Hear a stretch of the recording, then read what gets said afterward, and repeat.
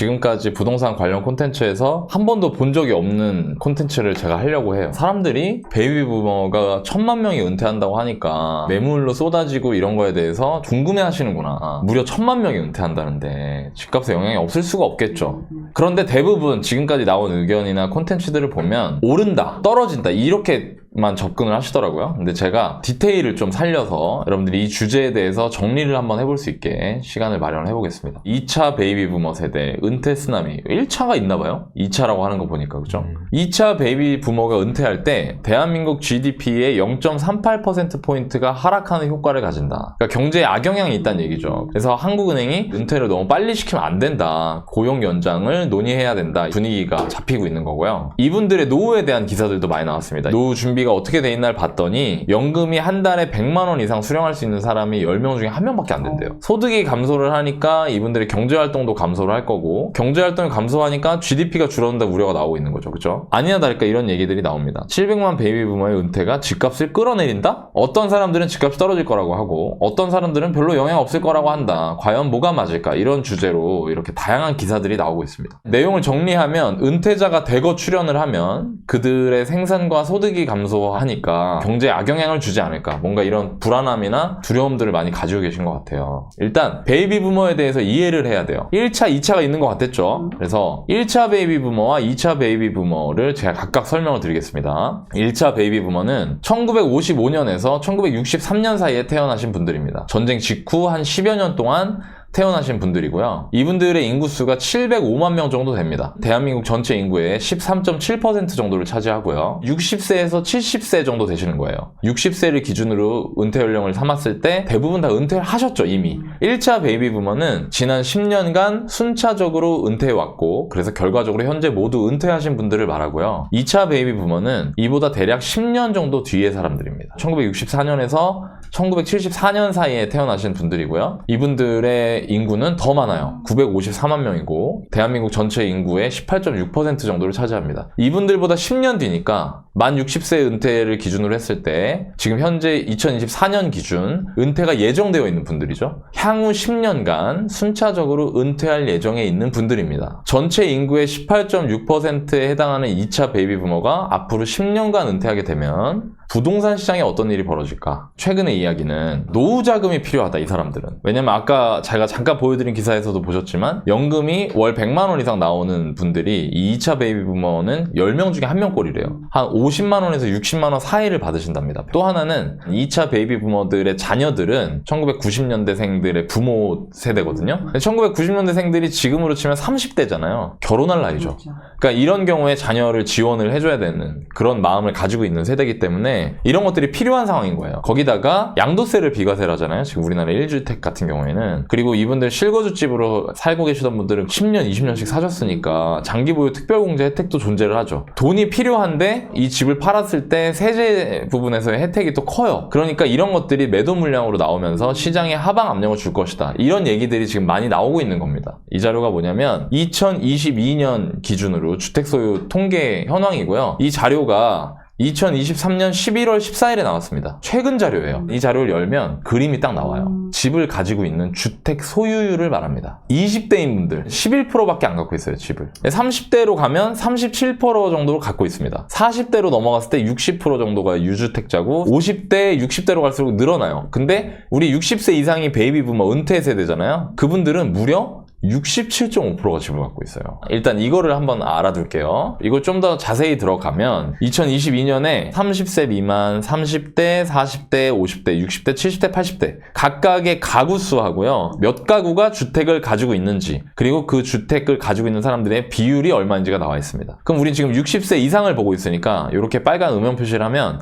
60대는 422만 7천 가구 정도가 있는데 이 중에 286만 가구가 주택을 소유하고 있어요. 67.7%고요. 70대는요 무려 70%가 집을 갖고 있습니다. 근데 여러분 보세요. 좀 신기한 게 80대로 넘어가니까 소유율이 뚝 떨어지죠? 80세 이상인 분들이 집을 좀 매도하시는 것 같긴 해요. 정리하면 2022년 기준 60세 이상의 가구 수는 774만 8천 가구입니다. 이거는 우리나라 전체 가구수, 전 연령대의 가구수 중에 36% 정도 되고요.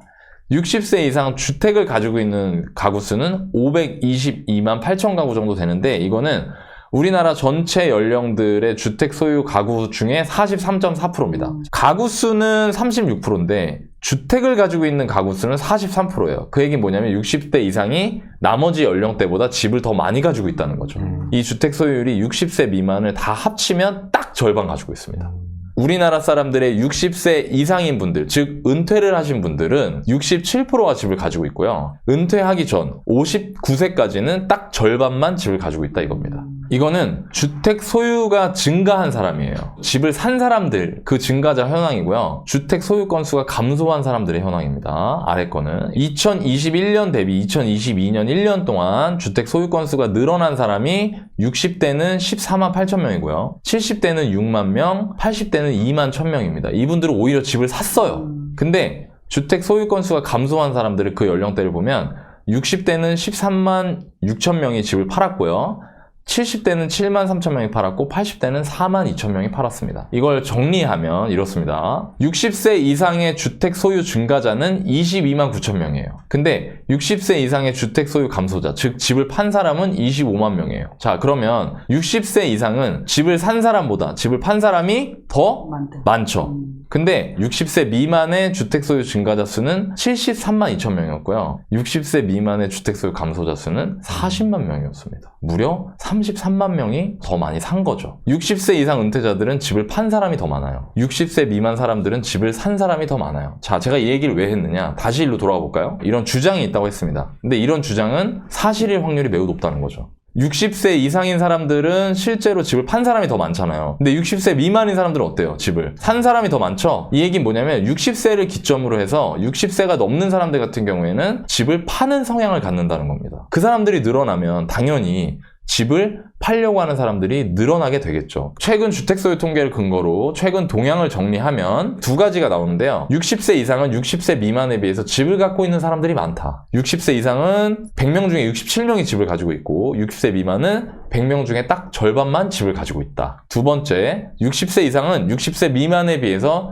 주택 소유 감소자가 더 많다. 즉, 집을 팔려는 성향을 가진다. 자, 그럼 앞으로 어떻게 될까? 첫 번째, 60세 이상은 집을 소유하는 비율이 높다. 두 번째, 60세 이상은 집을 처분하려는 성향이 이전 연령대보다 강하다. 현재 50대인 사람들이 시간이 흘러서 60세 이상 인구로 편입되면 집을 처분하고자 하는 사람들이 늘어난다. 당연히 맞는 겁니다. 이 논리가 틀린 게 없어요. 그러니까 매도 물량이 늘어나고 모든 시장에 무조건 하방 압력을 준다. 사람들이 이렇게 지금 논리가 흘러가거든요. 근데 과연 모든 시장에 무조건적인 하방 압력을 줄까요? 여기서부터는 조금 생각을 더 해야 된다는 겁니다. 저도 분명히 부동산 시장을 둔화시키는데 이게 영향을 안 줄 수 없다고 생각해요. 억측을 하는 게 아닙니다. 이거랑 상관없이 집값이 올라갈 겁니다. 이런 얘기를 하는 게 아니라 당연히 영향이 있어요. 그런데 모든 시장에 무조건적으로 영향을 줄까? 그건 좀 다르다는 거죠. 제가 생각하기에 중요한 건 매도 물량이 늘어나는 만큼 매수 수요가 충분히 존재하느냐가 핵심이에요. 그리고 이건 당연히 지역별로 다를 수 있죠. 이 얘기를 해야 된다는 거예요. 퉁쳐서 보지 말고 쪼개서 봐야 되지 않을까. 그래서 제가 쪼개봤습니다.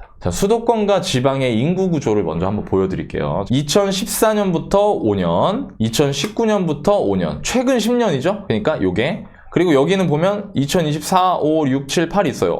너너이님, 지금 2024년인데 너너이님이 이거 어떻게 알아요? 추계를 한 겁니다. 이게 통계청에 있는 주민등록 인구 현재 기준이고요. 요거는 제가 증감 추계를 했어요. 추계라는 건 뭐냐면 추정하여 계산한 겁니다. 어떻게 추정해서 계산했냐면 2018년에서 2023년까지 이 변화, 최근 5개년 변화가 그대로 유지된다라고 가정했을 때 그 변화율을 그대로 여기다 적용해서 이렇게 5년씩 만든 겁니다. 제가 여러분들이 지금 관심 있으신 게 2020년대 부동산 시장에 대해서 관심이 있으시단 말이에요. 집값 올라가고 하니까 막 집을 사야 되나 말아야 되나 이런 고민들이 다 이번 사이클에 어떻게 될지에 대한 고민이 있으시잖아요. 그래서 제가 향후 5년을 추계를 해봤습니다. 2023년의 전국 인구 중에 60대 미만인 사람의 인구는 3,730만 명이고요. 60대 이상인 사람의 인구는 1,395만 명입니다. 근데 여기서 제가 하나 더 들어갔어요. 수도권과 비수도권으로 나눠봤습니다. 수도권에서 60대 미만인 사람의 인구는 1965만 명이고요. 비수도권은 1770만 명입니다. 자, 200만 명이 더 많죠? 근데 또 반대로요. 60대 이상, 즉 매도하려는 성향이 있는 사람은 지방이 100만 명이 무려 더 많습니다. 이 얘기는 뭐냐면 수도권이 60대 미만의 미래 잠재 매수 수요가 더 많고 비수도권이 60대 이상의 미래 잠재 매도 수요가 더 많다는 거예요. 이렇게 쪼개서 봐야 될 필요가 있다는 겁니다. 그리고 이걸 보면은 실제로 통계청 가면 2023년 인구까지만 있어요. 이게 최근 자료고요. 여기서부터 추계인데 5년 뒤를 볼까요? 수도권의 60대 미만 잠재 매수 수요는 1850만 명이고요. 비수도권은 1580만 명으로 주저앉아요. 더 놀라운 거는 매도 수요가 900만 명이 넘습니다. 현재는 60대 이상이 600만이고 여기는 지금 한 3배 정도 차이 나죠, 수도권은. 여기는 지금 2배 조금 더 많잖아요. 그러니까 이미 확 기운 거예요, 지금 비수도권이랑 수도권이. 근데 2028년에는 여전히 2배가 넘거든요, 얘는. 근데 얘는 이제 거의 순식간에 따라잡힙니다. 이 잠재 매도 수요가 압도적으로 빠른 속도로 늘어난다 이거예요. 전체적인 인구 감소 속에서 수도권이 비수도권에 비해 60대 미만의 잠재 매수자 수가 더 많고 300만이 더 많잖아요. 근데 잠재 매도자 수는 더 적어요. 100만이 적습니다. 더 무서운 건 증감 속도도 마찬가지라는 거예요. 지금까지 내용을 제가 한 방에 정리를 해보겠습니다. 60세 기준으로 잠재 매수자와 매도자의 분포 현황을 제가 정리를 해봤어요. 2018년에 수도권의 매수 수요는 2080만 명이었고 비수도권의 60대 미만은 1982만 명, 여기는 499만 명, 622만 명이었어요. 그리고 이게 이렇게 변해가는 겁니다. 그래서 이 변화하는 걸 보면 수도권은 최근 5년 동안 2080만에서 1966만 명으로 줄었고요. 점점 줄죠? 즉, 이 젊은 사람이 줄어간다 이거예요. 근데 수도권 주는 것보다 비수도권 주는 게 더 빠르죠. 반대로 60대 이상의 잠재 매도 수요는 늡니다. 우리나라 고령화가 되니까. 수도권이 느는 건 이렇게 늘어요. 근데 비수도권은 이렇게 늡니다. 무서운 속도로 늘죠? 그리고 가구 수를 제가 가구당 2.28명을 기준으로 이렇게 추정을 한 거고요. 가구 수는 이 정도 될 거다. 근데 여기서 중요한 거, 제가 색깔을 다르게 해놨습니다. 이 무주택자. 60대 미만인 사람 중에도 무주택자가 있을 거 아니에요. 유주택자는 매수 수요가 아닌 거죠. 그죠? 그리고 또 반대로 60대가 이상인 분들 중에서 주택이 없으신 분들은 잠재 매도 수요가 아니죠. 주택이 있는 분들이 매도 수요죠. 그러니까 60대 미만에서는 무주택자를 봐야 되고요. 60대 이상에서는 유주택자를 봐야 돼요. 그래서 이 수가 어떻게 되느냐를 봐야 되는 게 중요한 거죠. 수도권이 통상적으로 비수도권보다 무주택 비율이 높습니다. 특히 서울 같은 경우에는 45% 정도밖에 안 되거든요. 그래서 무주택 비율을 수도권을 55%, 비수도권을 45%로 해서 이 가구로 계산을 해봤더니 수도권에 2018년에는 500만 가구 정도가 무주택이었어요. 비수도권은 390만 가구가 무주택이었습니다. 근데 2018년에 60대 이상의 유주택, 즉 집을 처분하려고 하는 사람들이 가지고 있는 집은 147만 가구, 182만 가구 정도 됐어요. 자, 이거 보시면 아직까지는 이 사람들이 받아줄 수 있는 게 여력이 좀 있어 보이죠? 2018년에는. 최근은 어땠느냐? 470만 가구로 감소했습니다. 수도권에서.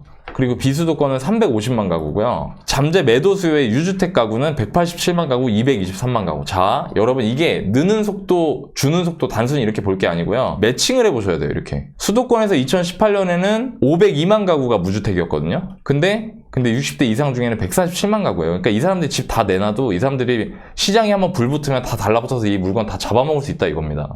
근데 이 폭이 수도권에 비해서 비수도권이 어때요? 훨씬 작죠. 그리고 그게 달라붙는 속도를 보면 비수도권이 더 빠른 속도로 달라붙는다는 얘기입니다. 그리고 이게 추정하면 수도권은 448만 가구, 238만 가구예요. 아직 이 사람들 무주택자 많이 있습니다. 수도권에. 근데 비수도권은 273만 가구, 313만 가구. 거의 1대1로 매칭이 되죠, 이제. 그럼 여기서 시간이 더 지나잖아요. 그러면 수도권보다 비수도권이 60대 이상 집을 가지고 있는 사람들이 물건을 다 내놨을 때 60대 미만의 무주택자들이 사줄 수 있는 집보다 더 많이 내놓을 수 있는 상황에 처해질 수 있다는 거죠. 정리해 보겠습니다. 60대 이상은 60대 미만에 비해서 주택 처분 성향이 강하다. 따라서 베이비 부머 은퇴는 전반적으로 매도세를 강하게 할 수 있다. 예, 이거 틀린 말 아닙니다. 제가 보기에. 그러나 이건 어디까지나 대한민국 평균이며 지역을 구분해서 봐야 된다. 크게 수도권과 비수도권으로 나눴을 때 수도권이 60대 미만 감소 속도, 잠재적인 매수 수요의 감소 속도가 더 느리고 잠재적인 매도 수요의 증가 속도도 더 느리다. 또한 그 수에서도 수도권이 매수 수요의 수가 매도 수요보다 더 많은 게 뚜렷해요.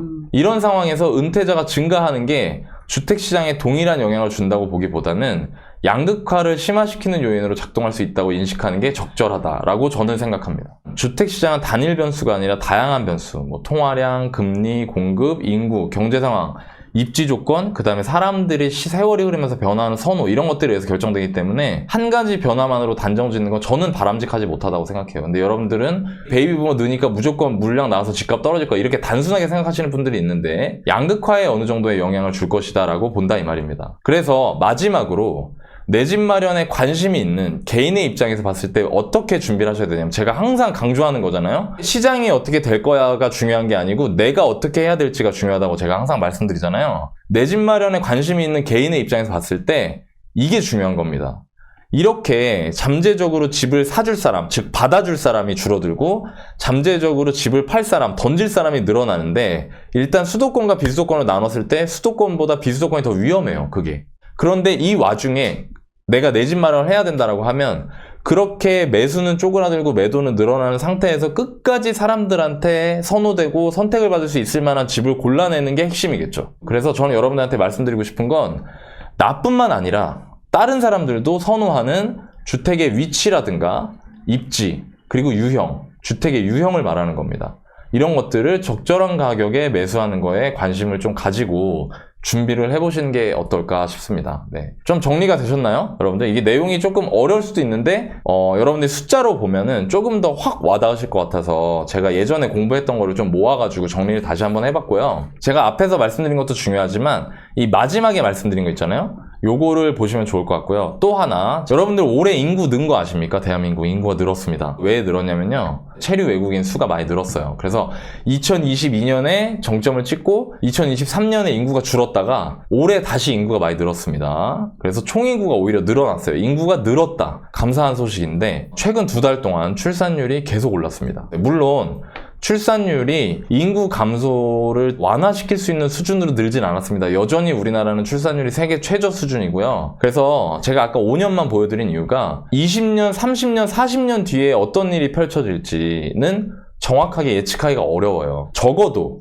이번 사이클에서 베이비 부모가 은퇴해서 매도하고자 하는 물량이 사람들은 뭐 1000만 명이 은퇴하니까 막 집이 엄청 쏟아져 나올 거다라고 뇌피셜로 돌리지만 직접 찾아보니까 여전히 잠재 매수자들의 숫자가 꽤 많이 남아있다. 그게 수도권과 비수도권이 좀 분리되어 있다라는 거를 여러분한테 숫자로 좀 보여드리고 싶어서 이 콘텐츠를 준비를 했고요. 여러분들이 너무 필요 이상으로 두려워하시거나 혹은 필요 이상으로 낙관하시지 않았으면 좋겠습니다. 나이가 들면 집을 매도하는 이유가 뭔가요? 라는 그런 댓글에 대한 그런 질문이 좀 있었어요. 제가 실제로 현장에서 본 것들인데 어르신들 혹은 은퇴하신 분들이 집을 매도하잖아요. 근데 되게 웃긴 게요. 이분들이 제일 싫어하는 게 타 지역으로 가는 거고요. 그 다음에 남의 집에 사는 거예요. 그래서 집을 매도를 안 해요. 제가 본 것들은 매도하고 싶어 하지 않아요. 그리고 저희 부모님만 하더라도 집을 팔 생각은 없으세요. 근데 이거는 어디까지나 뭐냐면 작은 내 경험이잖아요. 내가 만났던 사람들에 국한되어 있잖아요. 그래서 제가 통계 보여드린 거예요. 60대 이상 분들은 주택을 처분하려는 분들이 꽤 많다는 겁니다.